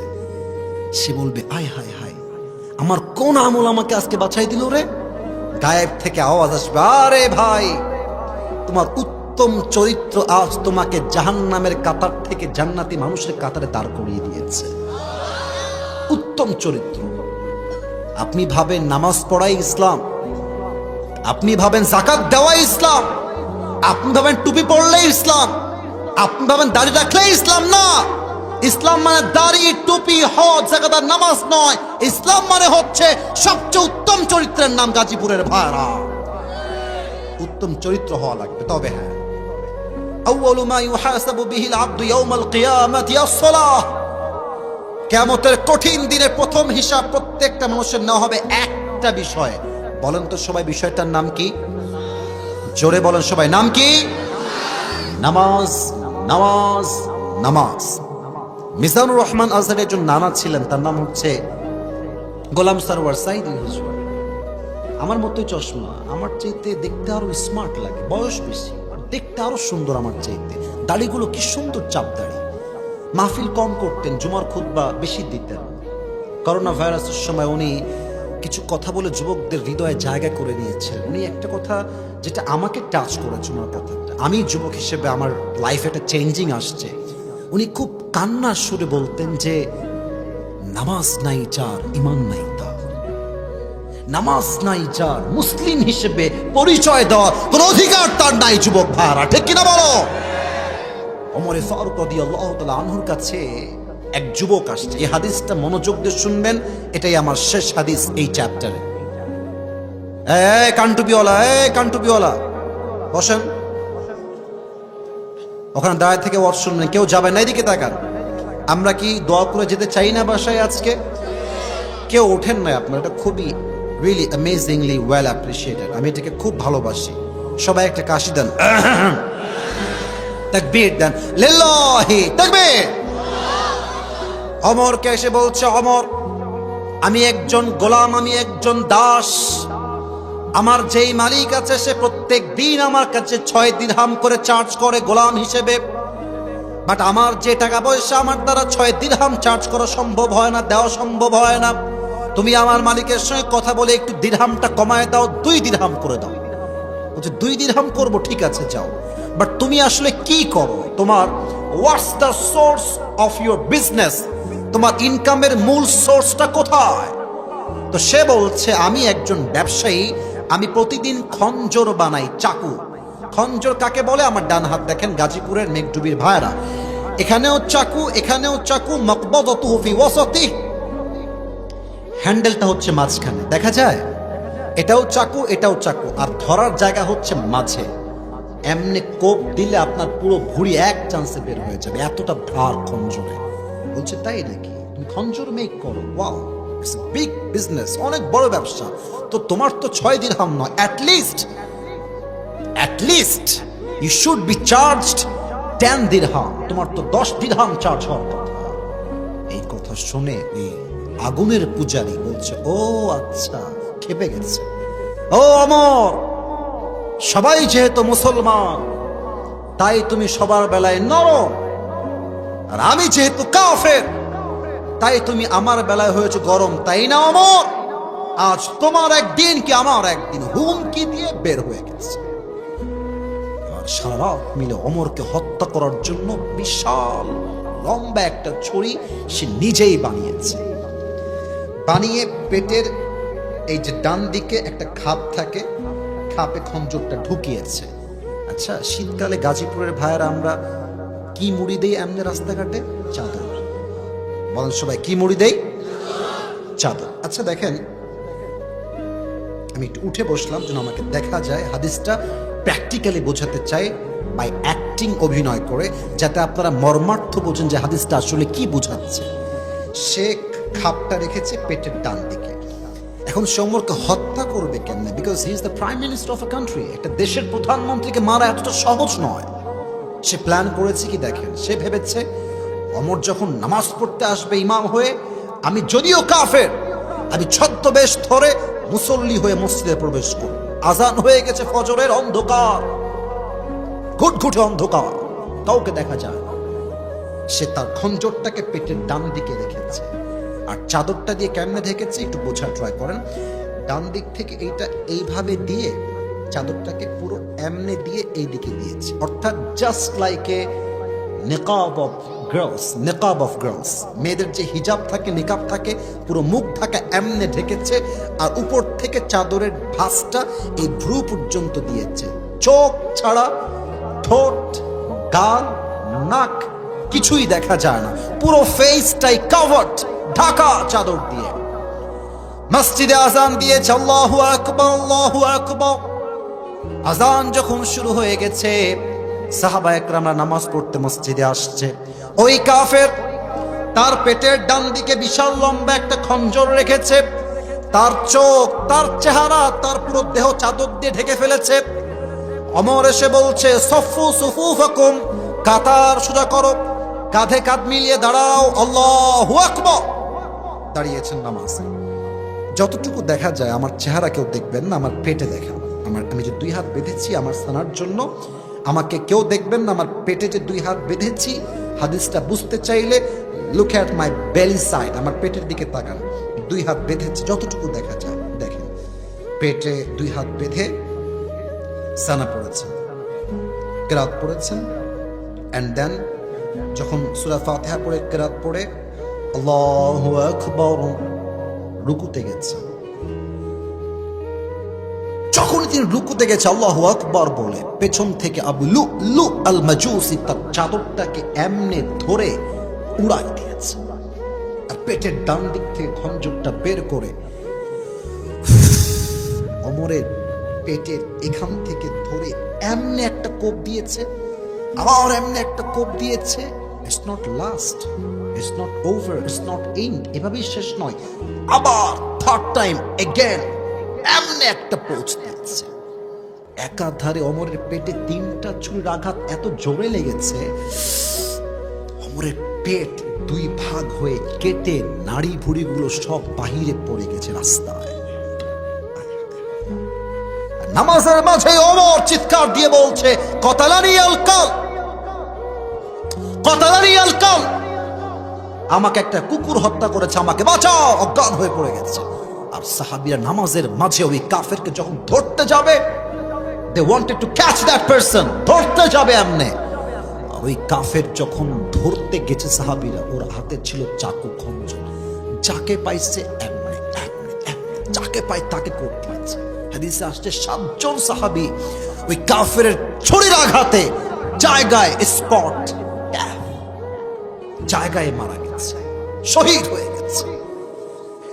সাহাবা একরাম রে মিলে ওমর ফারুক রাদিয়াল্লাহু তাআলা আনহু ডান দিকে নিয়ে গিয়েছে, একটু পানি মারছে মুখে, হুশে ফিরে আসে না, চোখ বন্ধ, অজ্ঞান হয়ে গিয়েছে। সাহাবা একরাম চিৎকার দিয়ে বল, যাই না তবে, ডাক্তাররা কোথায়? জলদি দ্রুত আসেন ওমর ফারুক, হয়তো বার বাঁচবে না, এই তো মারা যাবে, হয়তো মারা। দৌড় দিয়ে আসে, সব ডাক্তাররা আসছে, এসে দেখছে অমর অজ্ঞান হয়ে এমনি পড়ে আছে। তারা এসে অমরের পিছনে, পিঠের এখানে হালকা দুই হাত দিয়ে ভর দিয়ে হালকা করে তার পিঠটা তুলেছে। পানির যেই পেয়ালা ছিল তার মুখটা হালকা ফাঁকা করে পানি দিয়েছে। আমি হাদিসটা বলতে গেলে আমার কলিজাটা ছিঁড়ে যায় যে অমরের কত কষ্ট হয়েছে সেই রাদিয়াল্লাহু তাআলা। পানি যখন মুখে দিয়েছে, পানিটা গলা দিয়ে নেমে, বুক দিয়ে নেমে, পেট এরকম কেটে গেছে, তো বুক দিয়ে পানিগুলো নেমে সবগুলো পানি পেট কেটে বাহিরে বের হয়ে গেছে। দুধ নিয়ে আসো, দুধ নিয়ে আসছে, দুধ দিয়েছে, দুধটা মুখ দিয়ে ঢুকে গলা দিয়ে নেমে, বুক দিয়ে নেমে পুরো পেট এত কেটে গেছে, সবগুলো দুধ গল গল করে পেট থেকে বাহিরে বের হয়ে গেছে। কি ডেঞ্জারাস সিচুয়েশন, কি অবস্থা! সাহাবা একরাম কাঁদছে, হয়তো বা অমর আর বাঁচবে না, নারী ভুড়ি সব বাহিরে বের হয়ে পড়ে আছে। একজন সাহাবী দূর থেকে দেখছে যে ওমর ফারুক রাদিয়াল্লাহু তাআলা আনহু, he has opened his eyes a very little bit, একদম ছোট্ট করে ওমর ফারুক চোখ খুলেছে, যেমন মানুষ শেষ মুহূর্তে মারা যায় চোখটা একটু খুলে রাখে, জাস্ট লাইক দ্যাট, এভাবেই খুলেছে, একটু হালকা। ওই সাহাবী দূর থেকে দৌড় দিয়ে আসছে, ইয়া ওমর, মা লাকা ইয়া ওমর, হে ওমর আপনার কি হয়েছে? আপনি কি ঠিক আছেন? আপনার শরীর ঠিক আছে? আপনি কথা বলেন ওমর। ওমর ফারুক একটা কথাও বলছেন, জাস্ট ইঙ্গিত করছেন, একবার কান একবার মুখ, একবার কান একবার মুখ। ওই সাহাবী বুঝে গেছে উনি কিছু বলতে চান, কানে কানে, আমি আমার কানটা বাড়াই দেই। দৌড় দিয়ে এসে তার কানটা ওমরের মুখের কাছে দিয়েছে। And he was thinking like this, সে ভাবছে হয়তো আমাকে বলবে, এই সাহাবী, আমার রাজ্য দেখে রেখো, আমার বউকে দেখে রেখো, সন্তানকে দেখে রেখো। সে এই চিন্তা করেই কানটা আগিয়ে দিয়েছে। ওমর ফারুক ছেলের কথা নয়, রাজ্যের কথা নয়, বইয়ের কথা নয়, মায়ের কথা নয়, টাকার কথা নয়, প্রথম কথা এবং শেষ কথা, এই সাহাবী, আসল্লান নাস, আসল্লান নাস, আসল্লান নাস, কিচ্ছু লাগবে না আমার কোনো খবর, আমাকে জাস্ট একটা খবর দাও। আমি যেই নামাজের ইমাম ছিলাম, আমার অজ্ঞান হওয়ার পরে সাহাবা একরাম সেই নামাজটাকে জামাতের সঙ্গে আদায় করেছে। আপনি নামাজ বোঝেন, নামাজ কাকে বলে? আপনি বোঝেন নামাজ কাকে বলে? আজান হচ্ছে মসজিদে, এলাকার মোড়ে মোড়ে যুবকরা দাঁড়িয়ে দাঁড়িয়ে বেলাজার মতো, নির্লজ্জের মতো, বেহায়ার মতো পাবজি এবং ফ্রি ফায়ার খেলে বেড়াচ্ছে। বললে তো রাগ করবেন। আজান হচ্ছে মসজিদে, কতটা নির্লজ্জ মানুষ হতে পারে! পাশের মসজিদে আজান হচ্ছে আর চায়ের দোকানে ফুল ভলিউমে হিন্দি গান বাজতেছে। আপনার কথা ঠিক না বলে আমি ওয়াজ কারে করি, ভাই কথা বলেন ঠিক আছে কিনা আমার কথা। আর আমি দেখেছি মেয়েদেরকে, কিছু মেয়ে আছে দেখবেন আজান হচ্ছে মসজিদে, আসলে কি জানেন, মেয়ে মানুষ ভালো হইলে ভালোর ভালো হয়, আর খারাপ হইলে একদমই নষ্ট হয়ে যায়, ইমান আমল সব শেষ হয়ে যায়। আমি দেখেছি অনেক মেয়ে আছে এরকম, আজান হচ্ছে মসজিদে, রাস্তায় হাঁটতেছে জিন্সের প্যান্ট টি শার্ট পরে, এমন ভাবে ওর দিকে আমি আসিফ কেন? যদি কোনো মুরব্বী একবার ভুলে চোখ পড়ে যায়, তার ইমান চরিত্র দুইটাই নষ্ট হয়ে যাবে। যুবক ভাইরা আমার, ঢাকা শহরে এর সংখ্যা সবচেয়ে বেশি। আপনি যমুনা ফিউচারে যান, আপনি বসুন্ধরা সিটিতে যান, আমি কথা রাগ করবেন না, আমি যা বলবো বাস্তব কথা ভাই, রাগ করলে আমার কিছু করার নাই। মেয়েদেরকে দেখলে মনে হবে দাজ্জাল আসার সময় নিকটবর্তী হয়ে গেছে। যুবক ভাইরা, এই মেয়েদের ড্রেস পোশাক দেখলে মনে হবে, গুলশানে যান আপনি, বসুন্ধরা যান আপনি, আপনার চোখ পড়লেই বুঝবেন যে কিয়ামত আর বেশি দিন বাকি নাই। যুবক, এই মেয়েরাই তার প্রমাণ, এদের পোশাকই তার প্রমাণ। আয় হায় হায়, আজান হবে প্রথম কাজ চাকরি নয়, আজান হবে প্রথম কাজ আপনার ব্যবসা নয়, আজান হলে প্রথম কাজ ওযু, তারপরে নামাজ। ঠিক কিনা বলেন? আউয়ালু মা ইউহাসাবু বিহিল আবদু ইয়াউমাল কিয়ামাতি আস-সালাহ। কিয়ামতের দিন প্রথম হিসাব হবে নামাজের হিসাব, এটাই হবে প্রথম হিসাব। তবে হ্যাঁ, আমার কথা আর বেশি বাকি নাই, আমাকে আর 5টা মিনিট সময় দিবেন। আমি এই 5 মিনিট সময় আপনাদের কাছে চাই, দিবেন ইনশাআল্লাহ? না, আমি জোরে শুনতে চাই, বলেন সবাই ইনশাআল্লাহ। কিয়ামতের দিন 2 ধরনের মেয়ে সবচেয়ে বেশি জাহান্নামে যাবে। যুবক ভাইরা নোট করো, লিখে রাখো যদি পারো, টুপি পাওয়ার সময় কাজে আসবে। কিয়ামতের দিবসে, হিসাব দিবসে 2 ধরনের মেয়ে সবচেয়ে বেশি জাহান্নামে যাবে। এক, তাকফুরনাল আশির, যেই মেয়ে কথায় কথায় স্বামীকে খোঁটা দেয় সে নিঃসন্দেহে জাহান্নামী মেয়ে, ঠিক কিনা বলে? আজকালকার মেয়েদের চাহিদা যে এত বেশি। আমার অমুকের বান্ধবী আছে, তো আমার বান্ধবীর স্বামী তাকে আইফোন 16 প্রো ম্যাক্স দিয়েছে। আসলে ঠিক বললে হবে না, বুঝতে হবে আসলে উদ্দেশ্য গল্প শোনানো নয়। তুমি আমাকে দিবা না? তুমি কি আমাকে দিবা না জান? আমার বান্ধবী আইফোন 16 প্রো ম্যাক্স পেয়ে তুমি আমাকে দিবা না? আরে বিবাহিত মেয়ে তো বহুত দূরের কথা, আজকালকার আনম্যারিড মেয়ে চাহিদার রুচি এত খারাপ, ওই আইফোন 16 প্রো ম্যাক্স পাওয়ার জন্য কক্সবাজার পর্যন্ত এরা চলে যায়। আল্লাহ এদেরকে হেদায়েত দান করুক, বড় আমিন। যেই মেয়ে স্বামীর নাশুকরি করবে আল্লাহর জান্নাত তার জন্য হারাম হয়ে যাবে, ঠিক কিনা বলে? খালি স্বামী আসলে গল্প শোনায়, আমার অমুকের বান্ধবী স্বামী অনেক ভালোবাসে, ঢাকার গুলশানে থাকে, ঢাকার বসুন্ধরায় থাকে, ঢাকার উত্তরায় থাকে। এই বান্দরনি, তোর সমস্যা কি? হ্যাঁ, তোমার কথা হবে ক্রিস্টাল ক্লিয়ার কথা। তোমার যদি এখানে সংসার করতে মন চায় করো, আর যদি করতে না মনে চায় আসসালামু আলাইকুম। ওয়ালাইকুম আসসালাম কে করে? পাগলা, মানে এটা আলবিদা, বিদায়।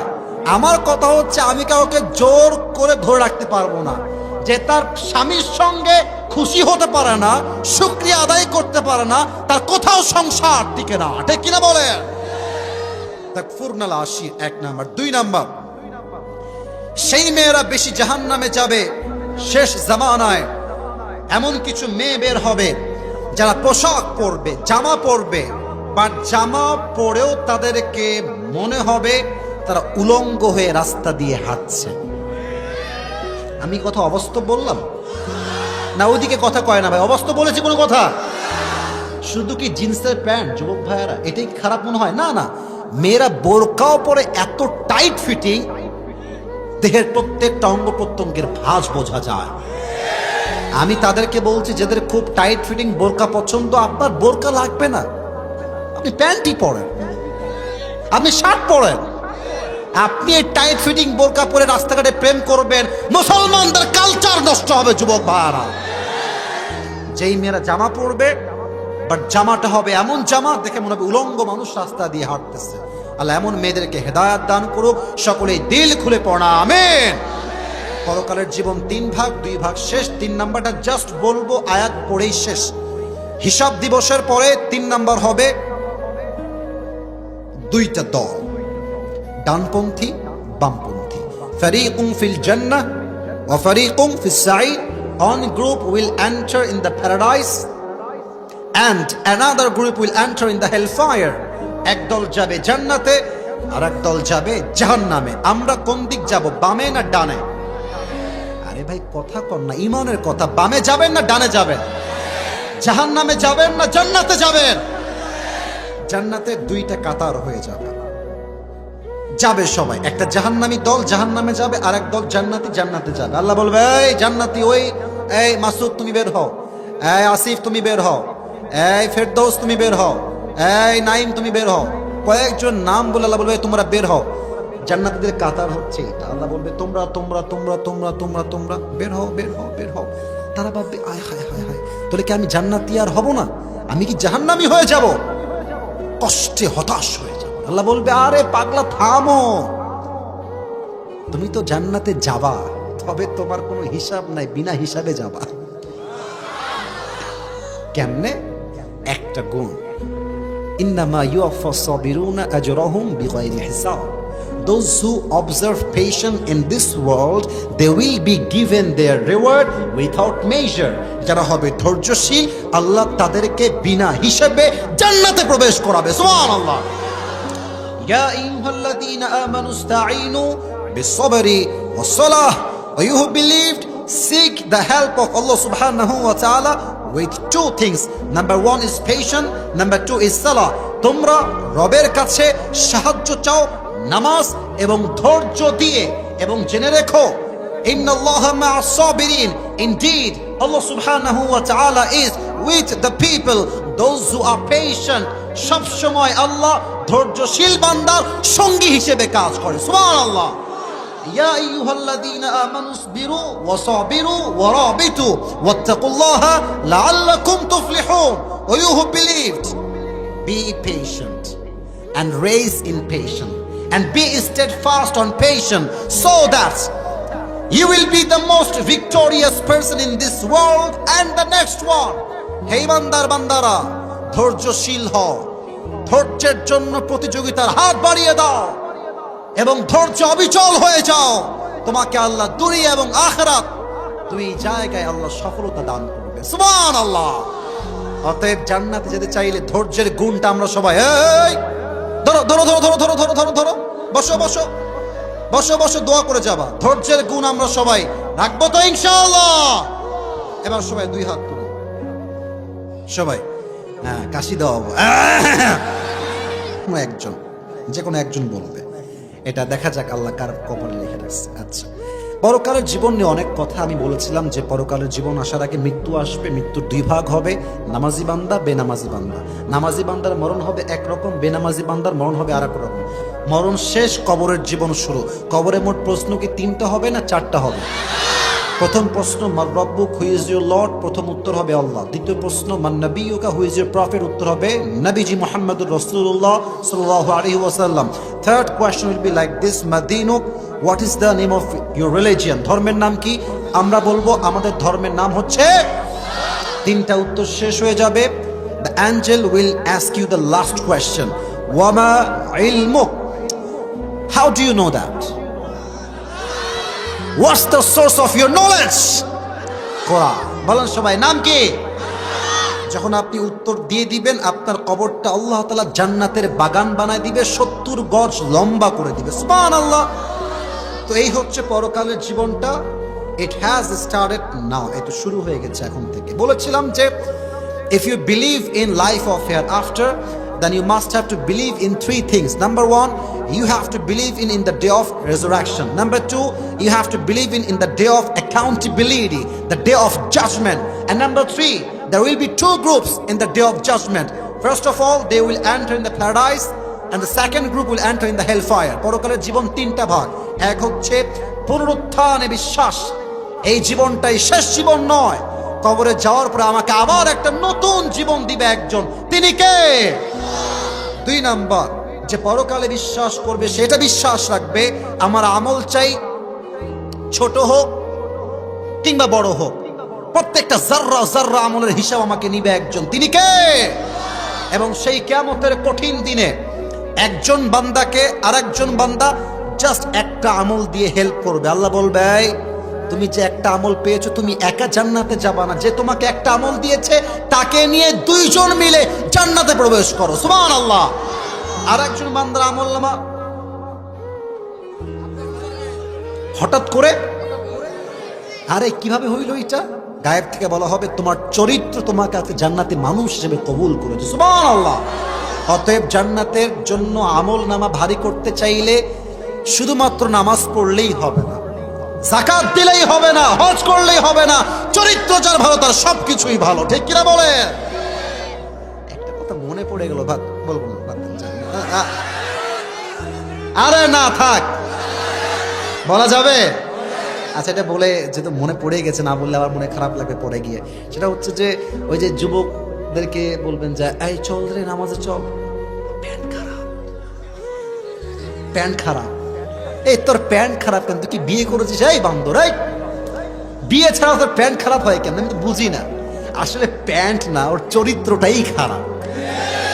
আর অনেকে বলে যে আরে এটা কি নামাজ পড়ার বয়স, বড় হই, 40 বছর হোক 50 বছর হোক তখন নামাজি হব। এরা সব উপরে ফিটফাট, ভেতরে পুরোটাই সদর ঘাট। ওই কথাটা হচ্ছে এরকম যে এই ব্যাঙে আর সাপে ছিল চরম বন্ধুত্ব।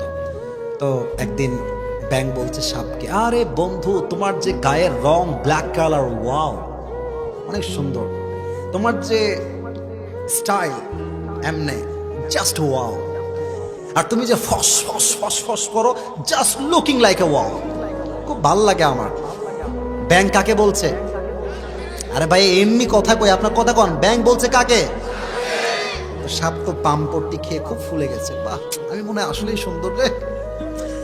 তো ব্যাং সুযোগ বুঝে বলছে, বন্ধু সবই ঠিকঠাক, তবে একটা বিষয় ভালো লাগে না, তোমার ঠিক করা দরকার বলে আমি মনে করি। সাপ বলছে, কি গো বন্ধু, এটা আবার কি গো? বলছে, তোমার চেহারাও সুন্দর, গায়ের রঙও সুন্দর, স্টাইলও সুন্দর, ফসফসও সুন্দর, বাট বন্ধু যখন তুমি রাস্তা দিয়ে হাঁটো তিরিং বিরিং করে হাঁটো, এই তিরিং বিরিংটা ভাল লাগে না। তো সাপ বলছে, বেয়াদব, এত বড় সাহস, তুই আমার বদনাম করিস? এমনে ফস করে উঠেছে, শালাকে ধর, ব্যাংকে ধর, এমনে ফস করে উঠেছে। আর ব্যাংক বলছে, ওরে বাবা, এত প্রশংসা করলাম গায়ে লাগলো না, একটা বদনাম করলাম গায়ে লেগে গেল। বন্ধু তুমি তো লোক সুবিধার না, লাভ দিয়েছে পুকুরের মধ্যে পড়ছে, পুকুরে লাভ, একদম পুকুরে গিয়ে পড়ে ব্যাংক ডুবে গেছে নিচে। আর এই যে সাপ ফস করে উঠেছে, এমনি পাশে ছিল একটা রাখাল, কে রে, ফসফস করলো, দৌড় দিয়ে আসছে দেখার জন্য, দেখছে মাশাআল্লাহ সাপ মামা এমনি আছে, আর রাখালের হাতে ছিল বিশাল বড় একটা লাঠি, সেও বিসমিল্লাহ বলে ওখানেই শুরু করে দিয়েছে। 5 মিনিটে সাপরে মাইরা শুধুমাত্র মাইরা ফেলে না, একদম সমান করছে, সোজা করে ফেলেছে। এখন 2 ঘন্টা পর ব্যাং বলছে, কি রে বন্ধু কথা কয় না কেন, ফসফস শব্দ গেল কোথায়? ব্যাং লাফ দিয়ে উঠছে উপরে, বন্ধু কোথায়? দেখছে বন্ধু সোজা হয়ে পড়ে আছে। কি রে বন্ধু আমার সোজা হইলো কেমনে, বন্ধু আমার তিরিং বিরিং ছিল যে। কাছে গিয়ে দেখছে বন্ধু আর জিন্দা নাই, বন্ধু ময়রা ফেনা মেনা সব বের হয়ে গেছে, সব বিষ বের হয়ে গেছে। ব্যাং এসে বলছে, বন্ধু সেই সোজা হইলেন, তবে ফেনা থাকতে আর সোজা হইতে পারলেন না, ফেনা বের হয়ে সোজা হইলেন না। তো তোমরা একদিন ভালো হবা, বাট যৌবনের জ্বালা বড় জ্বালা, যৌবনের জ্বালা যুবককে ফজরের সময় ঘুম থেকে উঠতে দেয় না, ঠিক কিনা বলে? ভালো হতে চাইলে এখনই ভালো হবা, মুরব্বী বয়সে ভালো হয়ে বেশি একটা লাভ পাওয়া যায় না। আর একটা কথা মনে পড়ে গেল, ধুর আচ্ছা শেষ বলে ফেলছি। ওই এক ছেলে বাপের উপরে সেই রাগ, বাপকে মাইরা ফেলছে, জায়গাতে মেরে ফেলছে। এখন মারার পরে হুশ আছে, কি করলাম এটা, বাপকে মেরে ফেললাম, বৃদ্ধ মানুষ, কেমনে মারলাম আমি এই কাজটা, কিন্তু আমাকে তো জেল থেকে বাঁচতে হবে, দায়ভার থেকে বাঁচতে হবে, কেমনে বুদ্ধি পাওয়া যায়, বাড়ি থেকে বের হয়ে গেছে। তো এক লোক পাইছে রাস্তায়, ভাই স্যার মেরে ফেলছে বাপকে, কেমনে বাঁচবো, বুদ্ধি দেন। তো কেউ কোনো বুদ্ধি দেয় না। এক লোক বলছে, ঠিক আছে তুমি ওই এলাকায় যাও, একজন মুরব্বী আছে, আগে খুব বদমাইশ ছিল, এখন মোটামুটি লোকটা হজ করে এসে ভালো হয়ে গেছে। তো সেই যুবক দৌড় দিয়ে মুরব্বীর কাছে গেছে, বলছে, মুরব্বী আব্বা চান একটা হেল্প লাগবে। কি হেল্প? বলছে, আমি আমার বাপকে মেরে ফেলেছি, আমি কি করলে বাঁচবো জেল থেকে? যাই বেয়াদব, যা যা, আমি তো ভালো হয়ে গেছি, যা যা যা। বলছে, প্লিজ একটা বুদ্ধি দেন। বলছে, না না আমি ভালো হয়ে গেছি, আমি যদি ভালো না হতাম তাহলে বলতাম যেহেতু মেরেই ফেলেছিস কিছু করার নাই, এখন রশি দিয়ে টাঙায় রাখ, মানুষকে বলবি ফাঁসি দিয়ে মরে গেছে। তো আমি যেহেতু ভালো হয়ে গেছি তাই তোকে আমি এই বুদ্ধিটা দিব না। আচ্ছা বলেন, বুদ্ধি কি দিয়েছে নাকি দেয় নাই? তার মানে বোঝা যায় যে যুবক বয়সে ভালো হতে পারে না, সে শেষ বয়সেও ভালো হতে পারে না। নামাজ পড়তে হলো সময় এখন। তো বলছিলাম কিয়ামতের দিবসে হিসাব হবে প্রথম নামাজ দিয়ে। বলেন সবাই, কি দিয়ে? আর 2 ধরনের মেয়ে সেই দিন জাহান্নামে যাবে। 1, যারা স্বামীর নাশুকরি করে। 2, যারা এমন পোশাক পরে, পোশাক দেখেও মনে হয় উলঙ্গ মেয়ে রাস্তা দিয়ে হাঁটছে, ঠিক কিনা বলেন? আর 3 নাম্বার হচ্ছে 2টা কাতার হয়ে যাবে, এক দল হবে জান্নাতি আর এক দল হবে। আমরা কি হতে চাই? এত আসতে বললে তাহলে কবুল নাও করতে পারে। বলো সবাই, কোন জান্নাতি? আমরা বামপন্থী না ডানপন্থী? আল্লাহ জান্নাতে যাওয়ার তৌফিক দান করুন, সকলেই পড়া আমিন।